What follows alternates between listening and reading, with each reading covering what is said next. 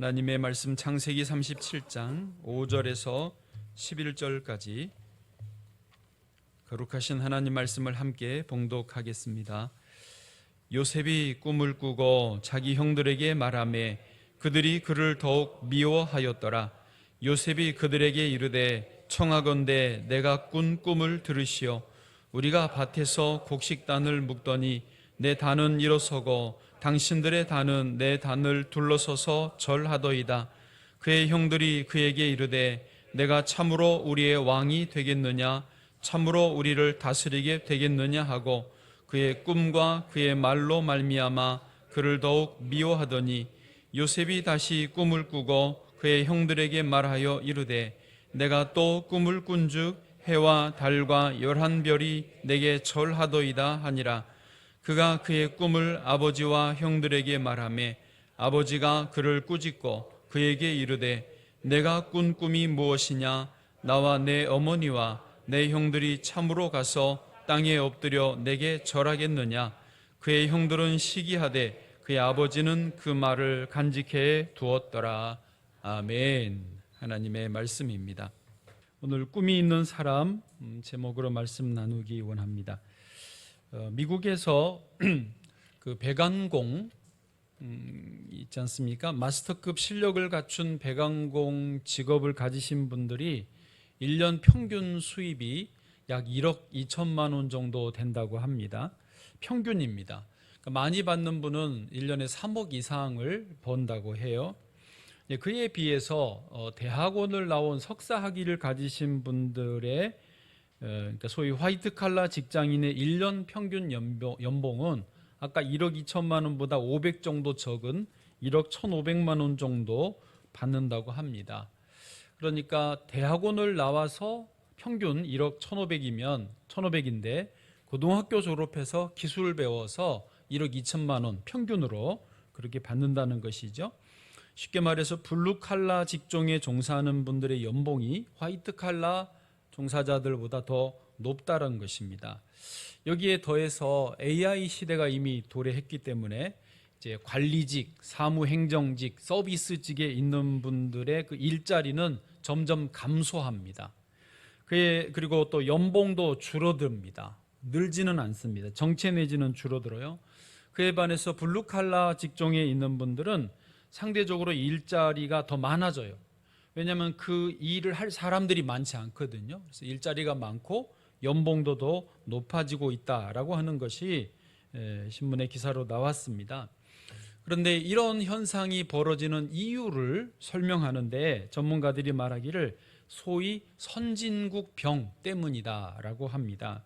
선진국 병이 뭐냐면 일찍이 미국이나 유럽 또 일본 그리고 우리나라도 이제 거기에 뒤따라가고 있는데 한 20-30년 전부터 이미 사람들이 힘든 육체 노동은 안 하려고 하는 거예요. 그게 선진국 병이라는 겁니다.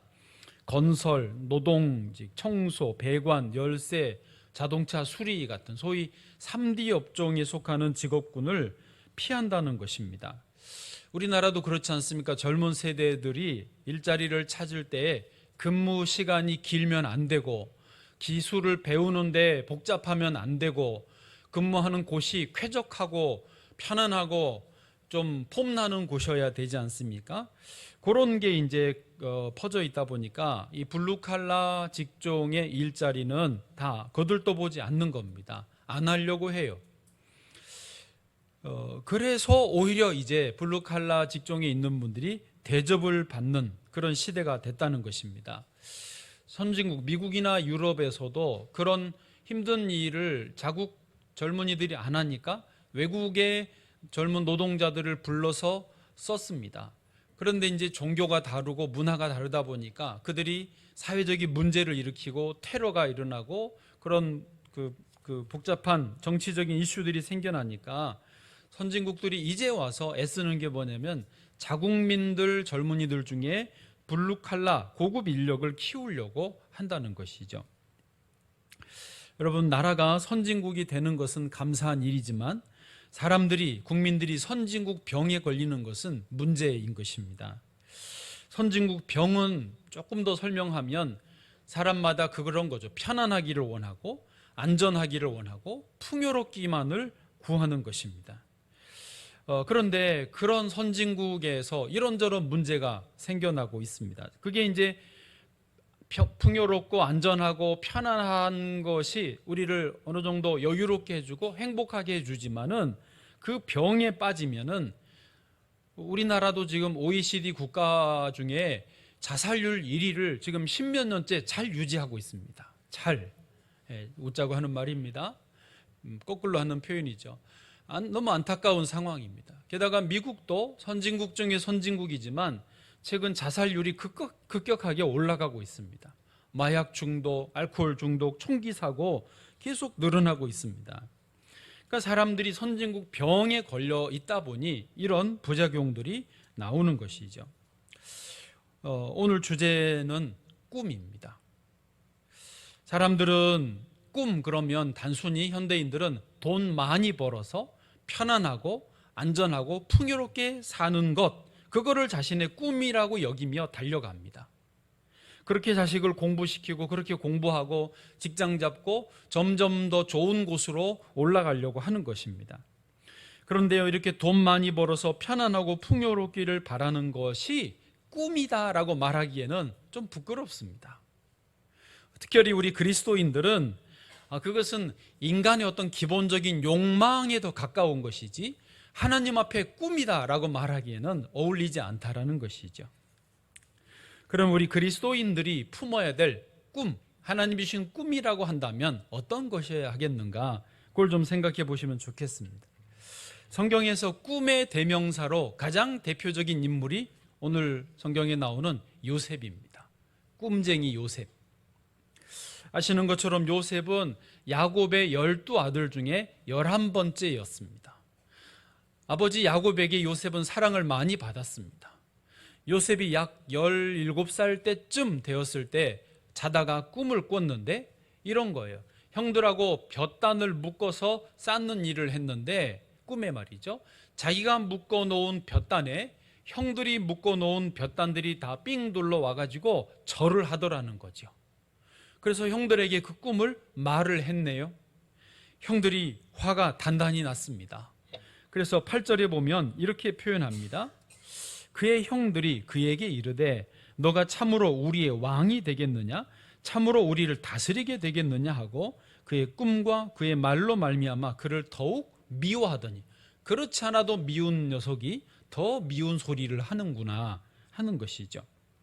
그런데 여러분, 여기서 우리가 잘 보셔야 될 게 뭐냐면 형들이 지금 요셉에게 하는 말을 잘 보십시오. 너가 참으로 우리의 왕이 되겠느냐?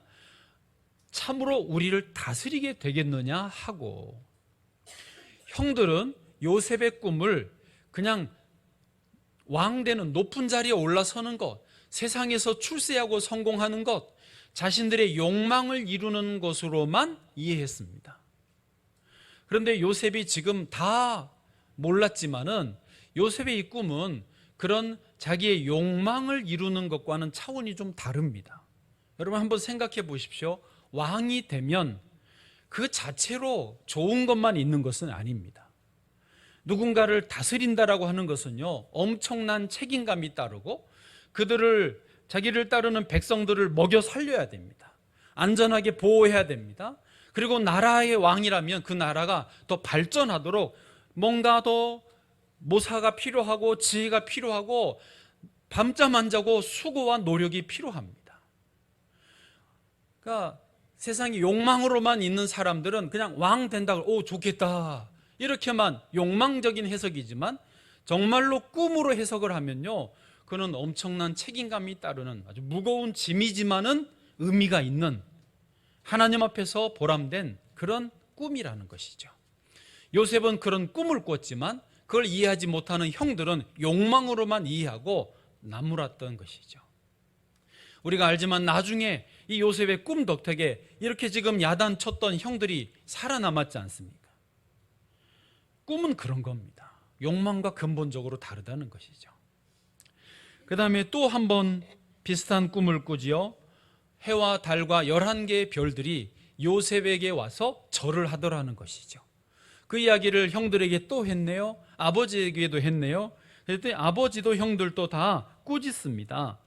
그런데요, 형들은 여전히 야단치고 말았지만 아버지는 아는 거예요. 마지막 11절을 보시면요, 그의 형들은 시기하되 그의 아버지는 그 말을 간직해 두었더라.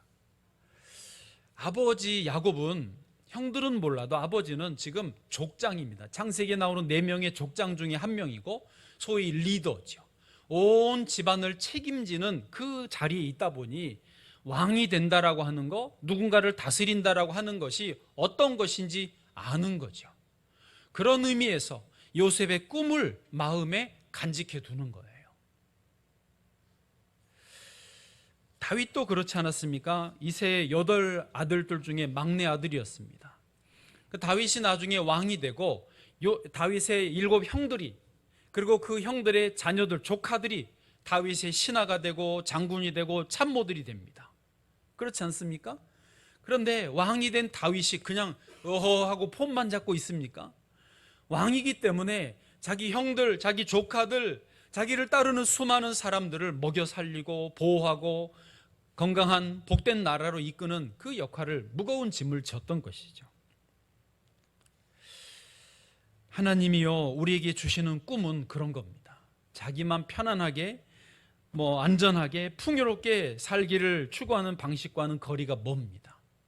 그런 의미에서 하나님이 주시는 꿈을요, 이렇게 정리를 해보면 3가지로 요약할 수 있습니다. 한 가지는 나에게 주신 달란트와 기질을 살리는 거예요.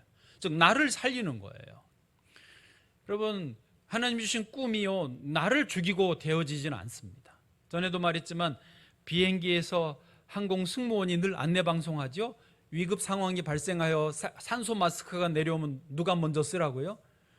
옆에 노약자가 있거나 아기가 있으면 내가 먼저 써야 된다는 거예요. 내가 먼저 살고 그리고 옆에 노약자를 돌보시라. 반드시 그렇게 돼 있습니다. 하나님도 우리에게 꿈을 주시고 꿈을 이루게 하실 때 먼저 나의 달란트, 기질, 나를 살리시는 방향이라는 것이죠. 그리고 2번째가 뭡니까? 그 달란트와 기질을 잘 사용해서 주변 사람들을 살리고 돕는 것입니다. 대부분의 인간의 욕망은요, 첫 번째에 끝나요. 그러나 하나님의 꿈은 2번째로 넘어갑니다. 주변을 살리는 거예요. 그리고 3번째는요, 이를 통해서 하나님께 영광이 되고 하나님의 나라를 이루어가는 것이죠. 이 3가지가 함께 자연스럽게 이루어지는 것, 이것이 나의 욕망이 아닌 하나님의 꿈을 이루는 방향이라고 하는 것이죠. 오늘 본문에서 요셉도 그렇습니다. 지금 요셉도 자기가 자다가 꿈을 꿨지만 그것을 말하긴 했지만 이게 뭔지 몰라요. 아직 몰라요. 그 꿈은 미완성이고 미지의 꿈입니다. 불확실합니다. 앞으로 이 꿈이 이루어질지, 일장춘몽에 그칠지 모르는 것입니다. 그러나 하나님이 주신 꿈을 요셉은 간직한 꿈이 있는 사람이 되었던 것입니다. 꿈이 있는 사람은요, 분명히 달라요. 이제 요셉이 형들에 의해서 팔려가지 않습니까? 노예로 팔려갔습니다. 심각한 어려움에 직면해서, 그래도 요셉은 꿈을 간직합니다. 포기하지 않습니다. 나름 성실하게 살다가 가정 집안 총무가 되었는데 그 보디발의 아내에게 억울하게 누명을 덮어 써가지고 감옥으로 죄수 신분으로 갇히게 되었습니다. 창세기 39장 20절인데요. 한번 읽어보시죠. 시작. 이에 요셉의 주인이 그를 잡아 옥에 가두니 그 옥은 왕의 죄수를 가두는 곳이었더라. 요셉이 옥에 갇혔으나. 여러분, 보통 사람들은 이 정도 되면 꿈을 포기하게 되어 있습니다. 이 정도 되면 아이고 그래 일장춘몽이었지, 내가 무슨 왕이 되겠느냐, 내가 무슨 사람들을 다스리는 그 역할을 맡겠느냐, 현실에 타협하기 시작합니다. 내 한 몸 건사하기 쉽지 않다. 그 간수장에게 잘 빌붙어서 아부하고 좀 잘 보여서 좀 편한 감방에 지내고 빵 하나 더 얻어먹고 죽 한 그릇 더 얻어먹으면서 살자. 잘 있다가 좀 현기 채우고 나가면 좋겠다. 이런 정도로 현실하고 타협을 합니다. 그러나 요셉은 그렇지 않습니다. 꿈을 포기하지 않고 현실과 타협하지 않고 형들을 원망하거나 비난하지도 않습니다. 보디발의 아내에게도 어떤 원망도 핑계도 되지 않습니다. 그럴수록 꿈을 붙들고 하나님을 향하여 마음을 계속 드리는 것이죠. 그 증거가 바로 그 다음 절에 나옵니다. 39장 21절입니다. 시작. 여호와께서 요셉과 함께 하시고 그에게 인자를 더하사 간수장에게 은혜를 받게 하시매. 아멘. 다시 말하지만 꿈이 있는 사람과 꿈이 없는 사람은 큰 차이가 있습니다.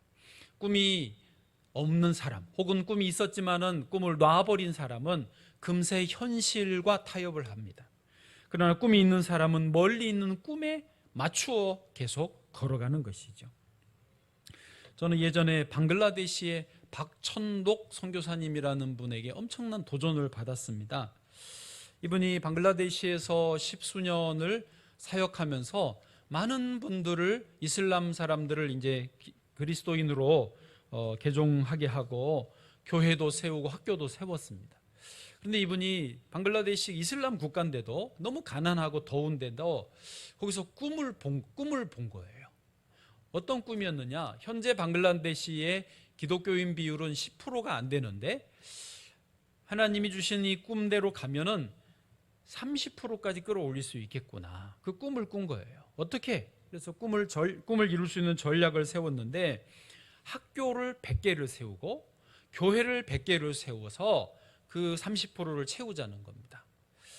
자기가 해보니까 워낙이 사람들이 가난하고 아이들 교육시킬 방법이 없으니까 기독교 학교인데도 자기들이 이슬람 사람인데도 이 기독교로 애들을 무조건 보낸다는, 우리 애를 가르쳐달라고, 교육시켜달라고.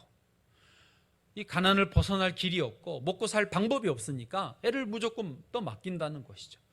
그렇게 아이들 100개 학교를 세워서 아이들을 몇백 명씩 몇천 명씩 키우면 신앙 가르치죠, 공부 가르쳐서 걔들이 10년 20년 되면 결국은 그 사이에 주축이 될 텐데 그들이 딱 분야마다 포진하면 방글라데시가 30% 기독교인 되는 건 문제가 아니라는 거예요.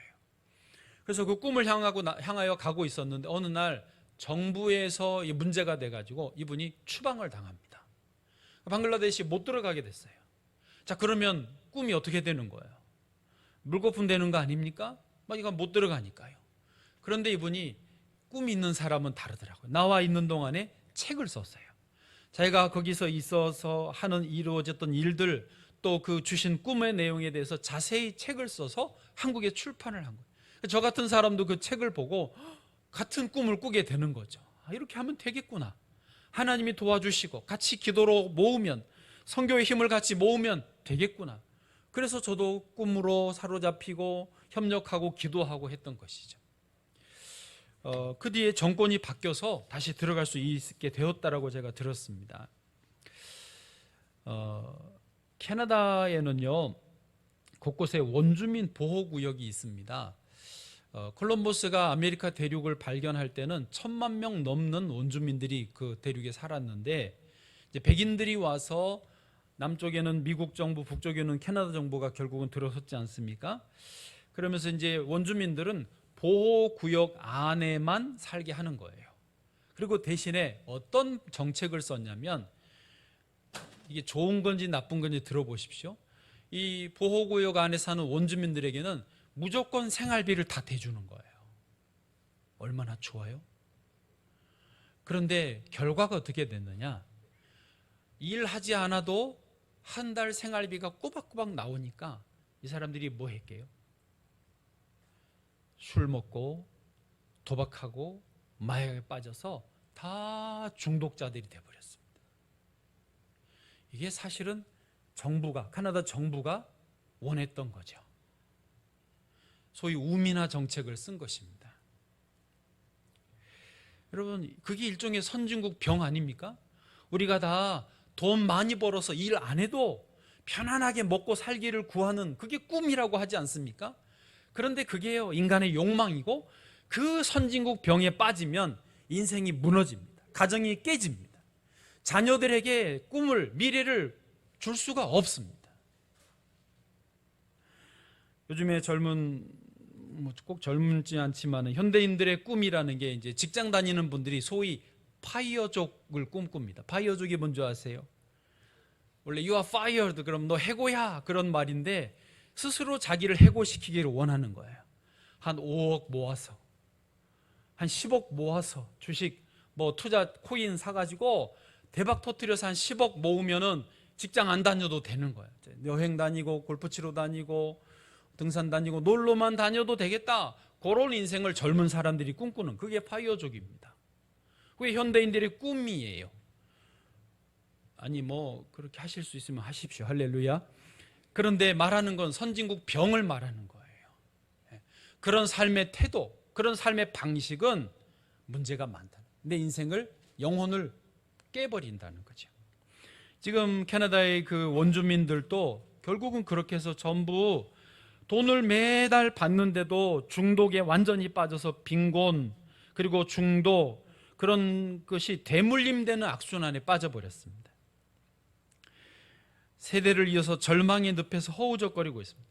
현재 원주민들의 자살률은요, 백인들보다 20배가 높습니다. 여러분, 인간은요, 그냥 먹고만 사는 게 아니에요. 동물하고는 달라요.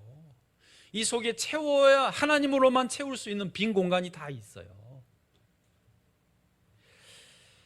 아멘. 이번에 이제 그곳에서 선교하는 한국인 선교사님들이 또 선교단체라고 하고 해서 10대 청소년들 7명을 한국으로 초청을 했습니다. 그중에 15살 소녀 사라라고 하는 자매가 인터뷰를 했는데 사라는 다행히 예수님을 만났어요. 그래서 자기 존재의 이유를 찾았다는 거예요. 그리고 한국에 이렇게 교회와 가정에서 지내보면서 꿈이 생겼다는 것입니다. 이렇게 인터뷰했습니다. 우리 민족을 위해 내가 해야 할 일이 많다고 느낍니다. 몇십 년이 걸릴지 모르지만 우리 세대가 일으킬 변화, 나를 통해 이루실 하나님의 뜻이 기대가 됩니다. 자기 원주민 친구들은 대부분 나는 쓸모없는 존재야 그러면서 하루하루 절망 속에 살아간대요. 가정도 부모님도 다 정상이신 분이 없으니까 자녀들이 청소년 때 완전히 방황해버린 그때 다 이미 인생이 망가진다는 거예요. 그래서 이 사라가 하는 말이 나는 예수님의 반사판이 되고 싶어요. 주님의 살아계심을 주변 사람들에게도 알려주고 싶어요. 예수님을 만나 180도 바뀐 제 삶이 주변 친구들에게 도전을 줬으면 합니다. 중독, 상처, 트라우마로 가득해서 가정이 무너지는 그 땅이 하나님 안에서 자유로워질 수 있도록 한국교회가 기도해 주시기를 부탁합니다. 그렇습니다. 생명을 살리는 꿈, 하나님이 주신 꿈은 이런 것입니다. 우리 현대인들이 빠져있는 자신의 욕망을 이루고자 하는 그 꿈에서 꿈도 아닌데 그 욕망에서 벗어나서 하나님 주신 꿈으로 바로 세워질 수 있기를 축복합니다. 자, 그러면 그 꿈을 어떻게 차근차근 이루어갈 수 있을까요? 첫 번째는 교회를 통해서, 교회 공동체를 통해서 이룰 수 있습니다. 여러분, 교회 공동체는요, 하나님이 이 땅에 세워주신 가장 완전한 공동체입니다. 공동체는 영어로 커뮤니티라고 하는 것인데요, 공동체는 사람의 몸과 같은 원리로 세워져 있습니다. 우리 몸은 아시죠? 몸은 이제 다 관심이 많으니까 여러 다른 지체들이 각각 자기 역할을 하면서 온전한 한 몸을 이루는 그런 공동체, 커뮤니티입니다. 사람들이 어르신들이나 우리 청년들이나 어린 아이들도, 저 갓난 아기들도 교회 공동체, 커뮤니티 안에 있다 보면 자연스럽게 이 완전한 공동체의 어떤 DNA를 체득하게 되어 있습니다. 서로 돕고 사랑하고 섬김으로 조화를 이루는 그 공동체를 배우는 것이죠. 세상의 대안은요, 이 살아있는 공동체입니다. 그런데 세상에 많은 공동체들이 있죠. 커뮤니티가 있어요. 계모임도 있고 스포츠 커뮤니티도 있고 또 뭐가 있을까요? 직장에 무슨 이런저런 동호회도 있고 커뮤니티가 많습니다. 마을 공동체도 있고. 근데 모든 커뮤니티들 중에서 가장 완전한 커뮤니티, 하나님이 세우신 커뮤니티는 교회뿐입니다. 그리고 당연히 가정이죠. 이 교회 커뮤니티가 가장 완전한 이유는요, 예수님이 계시기 때문입니다. 예수님의 사랑 때문인 것이죠. 요한복음 13장 35절입니다. 같이요. 시작. 너희가 서로 사랑하면 이로써 모든 사람이 너희가 내 제자인 줄 알리라. 아멘. 그래서 교회 안에서 이 공동체를 체득하고 서로 사랑하고 섬기는 것을 배우면서 하나님이 주신 그 꿈을 이룰 수 있는 방향으로 한 걸음 한 걸음 우리는 나아가는 것입니다. 유엔에서요 발표를 했는데 사람이 누구나 전 세계 사람들이 위급한 상황을 만났을 때 그를 그 위기에서 건져주는, 그를 살리는 누가 그 일을 하느냐 보니까 119, 병원 응급실보다도 커뮤니티, 나랑 가까운 커뮤니티를 이루는 사람에 의해서 그가 살더라는 거예요. 그 비율이 제일 높더라는 거예요. 여러분, 주 안에서 좋은 커뮤니티를 계속 잘 이어가시고 또 저와 여러분이 또 다른 사람들을 살리는 역할을 하시기를 축복합니다. 두 번째로, 첫 번째 교회 공동체를 통해서 꿈을 이루어 가시고, 두 번째는 예수 그리스도를 통해서 그 꿈을 이루어 가시기를 축복합니다. 예수님은요 우리에게 선물로 오셨어요. 교회가 교회되고 우리의 생명이 생명될 수 있게 해주신 분이 바로 예수님이시지 않습니까? 예수님은 우리에게 선물이에요. 요한복음 4장 10절 예수님이 스스로 말씀하셨네요. 쑥스럽지도 않으셨나 봐요. 예수께서 대답하여 이르시되 너가 만일 하나님의 선물과 또 너에게 물을 좀 달라 하는 이가 누구인 줄 알았더라면 너가 그에게 구하였을 것이요 그가 생수를 너에게 주었으리라. 예수님 스스로 내가 하나님의 선물이다 라고 말씀하시고 있습니다. 여러분, 예수님은 저와 여러분에게 선물로 오신 분이십니다. 예수님 때문에 우리는 존재 이유를 알고 꿈을 꾸고 또 살아갈 힘과 용기를 얻습니다. 저는 이제 마침 또 추석이고 그러니까 우리가 예수님, 선물이신 예수님을 추석 때 좀 사람들에게 나누면 좋겠습니다. 그리스도의 사랑을 나누면 좋겠는데요, 좀 권면을 해봅니다. 설교 중간이지만은 여러분, 추석 때 꼭 누군가에게는 선물을 드리시면 좋겠습니다. 물론 우리가 추석 때 선물하죠. 그 선물은 감사의 선물이고 또 뭐 여러 가지 표현이 있잖아요. 존경의 표현도 있고 뭐 좋은 의미가 있지만은 그리스도의 사랑의 의미로 선물을 꼭 하시면 좋겠습니다. 그래서 선물을 받으실 대상을 나를 기준으로 나보다 약하고 외롭고 좀 힘이 없는, 나에게 그분이 되돌려 줄 수 있는 여력이 없는 분을 찾아서 꼭 한 분 이상에게 뭔가라도 작은 거라도 전달을 해주시면 좋겠습니다. 여러분, 나중에 보면요, 요셉이 형들에게 다 선물을 줘서, 특별히 친동생 베냐민에게는 선물을 엄청 많이 해서 아버지에게도 선물해서 보내는 장면이 나옵니다. 저는 그 부분이 되게 감동적이더라고요.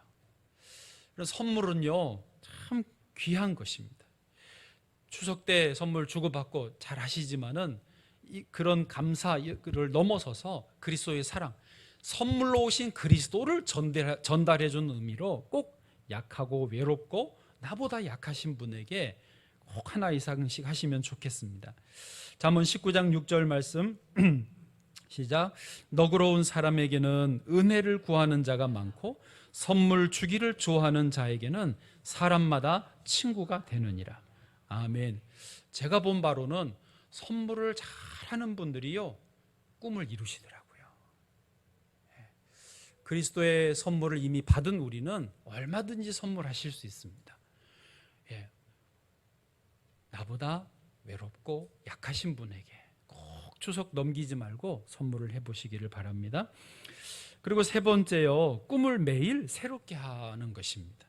꿈을 이루는 방법은 잠들 때도 꿈을 꾸고 자고 깨어나서도 꿈을 생각하고 깨어나면 그렇게 하루를 시작하고 마치고 또 시작하고 계속 꿈을 생각하고 꿈을 새롭게 할 때에 그 꿈은 반드시 이루어질 줄로 믿습니다. 1945년 8월 15일에 우리나라가 갑자기 해방이 됐습니다. 그렇죠? 그때 계셨던 분 없습니까? 제가 알기로 그때 당시에 우리나라가 이렇게 갑자기 해방이 될 거라고 진짜로 믿었던 분은 거의 없었습니다. 독립을 외치고 해방을 꿈을 꿨지만은 정말로 될까라고 생각하는 분들이 거의 없었어요. 오히려 거꾸로 이미 일본의 시대야.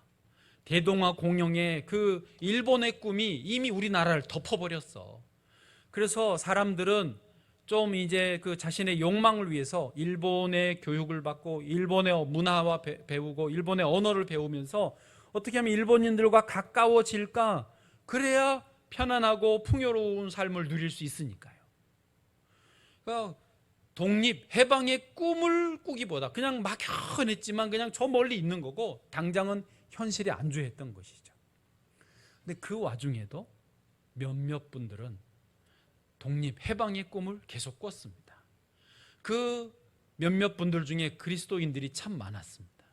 왜냐하면 그리스도인들은 보이지 않는 하나님을 믿었거든요. 그 하나님은 정의 하나님이시고 하나님이 예수님을 보내셔서 우리의 죄를 다 씻어주시고 구원하셨음을 또 새 나라, 새 시대를 열어주시는 것을 믿음으로 받아들였거든요. 그래서 하나님 말씀을 배우고 신앙을 가지신 분들은 전혀 저 멀리 있는 것처럼 보이는 해방에 대해서도 계속 꿈을 유지할 수 있었던 거예요. 그렇습니다. 그리스도인들은요, 그런 특징이 있습니다. 보이지 않는 하나님, 저 멀리 계신 것처럼 보이 예수님을 믿는 우리는 꿈이 멀리 있는 것처럼 보여도 그게 믿어지는 거예요. 그 꿈을 간직하고 가기가 더 쉬운 거죠. 저 여러분에게도 꿈이 계속 이어져 가기를 바랍니다. 바라기는 이번 추석 명절이 아무래도 시간적인 여유가 좀 있지 않겠습니까? 너무 놀지만 마시고 너무 먹지만 마시고 너무 재미있는 것만 하지 마시고 그런 것도 하시되 가만히 앉아서 나의 꿈은 무엇이었는가?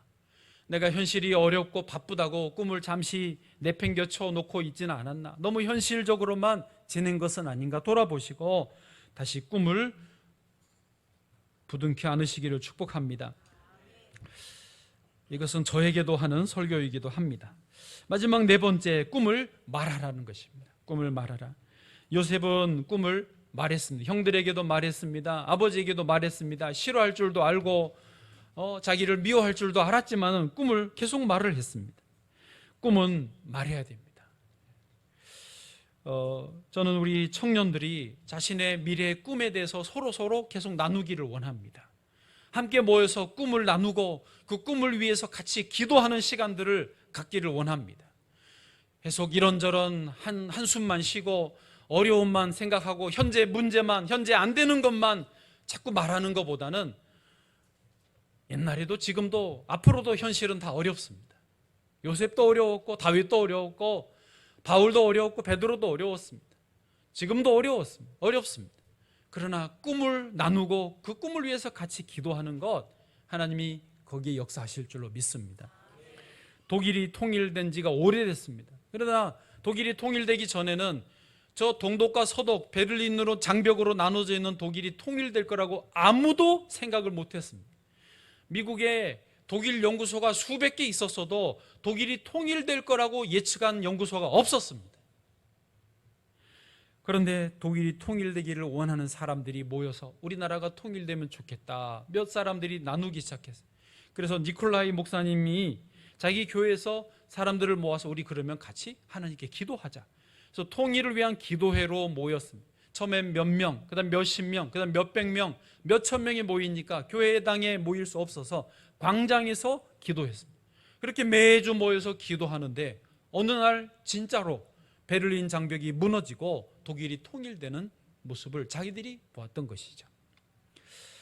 여러분, 그렇습니다. 꿈은요, 그렇게 말하면서 서로 나누고 그 같은 꿈을 꾸는 사람들이 몇 사람이라도 모이면 훨씬 더 쉽게 또 하나님의 방법으로 꿈이 이루어질 줄로 믿습니다. 우리 교회에도 꿈이 있습니다. 우리 1000명의 예배자, 1000명의 제자, 1000명의 사역자가 세워져서 하나님의 나라를 그만큼 더 이루어가는 것이 우리의 꿈이라고 말할 수 있습니다. 예배당 참 하나님이 주셔야 되는데 예배당 자체가 우리의 꿈은 아닙니다. 그건 통로이죠. 그렇죠? 예배당 자체로 아름다운 예배당은 유럽에 다 있습니다. 그거는 어떤 하나님이 하실 어떤 사역의 공간인 것이고, 하나님은 나를 살리고 이웃을 살리고 하나님의 영광을 드러내는 그 꿈을 이루기를 원하십니다. 저 여러분이 그 꿈을 이루는 현장에 늘 함께 하시기를 축복합니다.